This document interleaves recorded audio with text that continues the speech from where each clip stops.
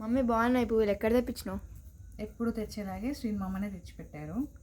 Hello అండి, welcome to శ్రీస్ gang. రేపు పౌర్ణమి కదా అని చెప్పేసి ఈరోజు మా తమ్ముడైతే పువ్వులు తెచ్చిపెట్టాడండి. మార్నింగ్ ఫోన్ చేసి జస్ట్ ఒక హాఫ్ అన్ అవర్ ముందు ఫోన్ చేసి చెప్తే ఏ పూలు కావాలంటే ఆ పూలు తెచ్చిపెడతాడండి. పాపం నిజంగా నేను ఎందుకు చెప్తున్నాను అంటే, ఇవాళ రేపు అట్లా తెచ్చిపెట్టే వాళ్ళు కూడా కష్టమే, మనకెందుకులే పని అనుకుంటారు.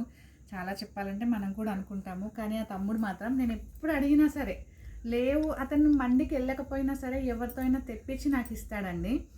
నేను ఏ పువ్వులు, గులాబీ అంటే గులాబీ, చామంతి అంటే చామంతి, అతను ఈ పువ్వులు తెచ్చిస్తున్నాడు కాబట్టి నేను ప్రశాంతంగా పూజ చేసుకోగలుగుతున్నాను. ఎందుకంటే ఇన్ని పువ్వులు లేకపోతే నాకు పూజ చేయడానికి అస్సలు మనసు రాదండి. ఏదో 4-5 పూలు పెట్టయితే నేను చేయలేను, చాలా ఎక్కువ పూలు పెట్టాలని ఉంటుంది నాకు. అందుకని పూజ చేసుకుంటున్నందుకు వచ్చే ఆనందానికి కారణం శ్రీనుయే. అందుకని శ్రీనుకి అందరి తరపున నా తమ్ముడికి థ్యాంక్స్ చెప్తున్నాను. రేపు శ్రీను వస్తాడు ఇంటికి, మీకు చూపిస్తాను. కానీ పువ్వులు చూడండి అసలు ఎంత బాగున్నాయి చూడండి. గులాబీలు చూస్తేనే ఎంత హ్యాపీగా ఉందంటే చెప్పలేకపోతున్నాను నేనైతే, అంత బాగున్నాయి. ఇది చూడండి, ఓరం వచ్చి పక్కన పడుకుంది. నేను ఎక్కడ ఉంటే అక్కడే కూర్చోవాలండి, వచ్చి ఇంకెక్కడ కూర్చోదనమాట.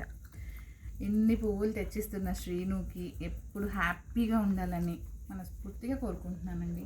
వన్స్ అగైన్ థ్యాంక్ యూ తమ్ముడు.